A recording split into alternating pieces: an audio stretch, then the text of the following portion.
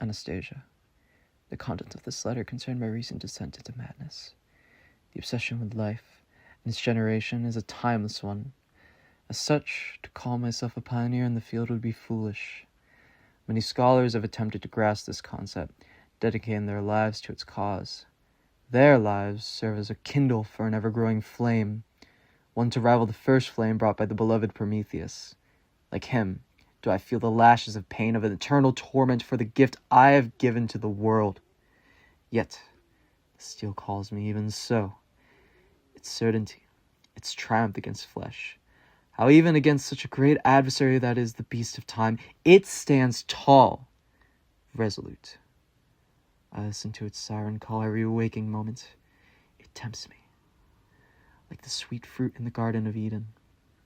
For the clarity it promises is enough to sacrifice my world. Anastasia, will you ever forgive me? So do you guys like robots? Or like cheeseburgers?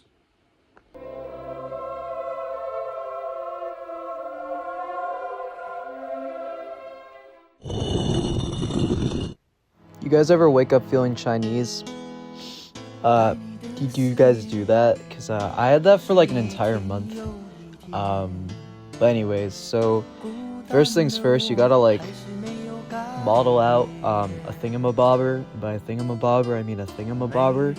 And when you model out the thingamabobber, you can like put it through the fabricating thingamajig. But you have to model out the thingamabobber because, you know, we got it. The summer months passed while I was thus engaged, heart and soul, in one pursuit. It was a most beautiful season. Never did the fields bestow a more plentiful harvest, or the vines yield a more luxuriant vintage. But my eyes were insensible to the charms of nature, and the same feelings which made me neglect the scenes around me caused me to also forget those friends who were so many miles absent, and whom I had not seen for so long a time. So this is a robot wrestler that's comprised of 15 90-gram servos, along with a motor driver that drives all of them, a ESP32 that I can send signals to control the servos, along with a parallel linkage system. So it's 2 parallel linkages, one in the shin and one in the thigh, and that allows for the robot to raise and lower its legs, which allows it to walk.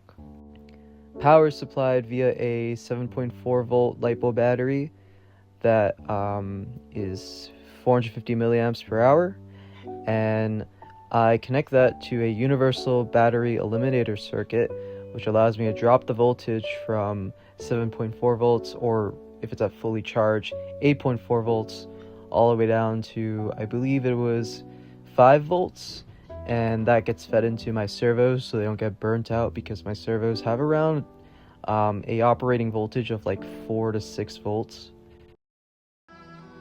You met me at a very Chinese part of my life. Really Chinese. I could feel the Chinese in my my veins.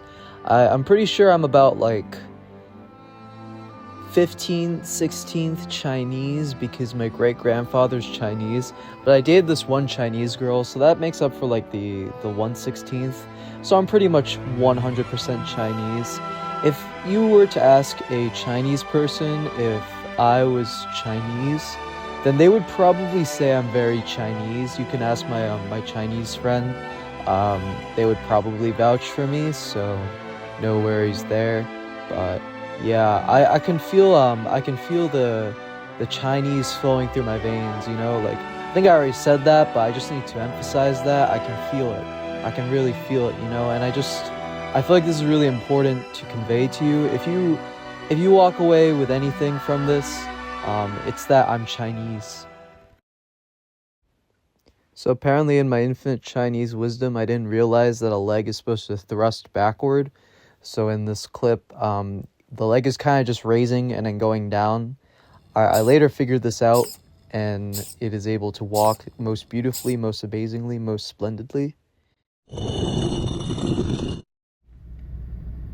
I had worked hard for nearly 2 years, for the sole purpose of infusing life into an inanimate body. For this I have deprived myself of rest and health. I had desired it with an ardor that far exceeded moderation, but now that I had finished, the beauty of the dream vanished, and breathless horror and disgust filled my heart.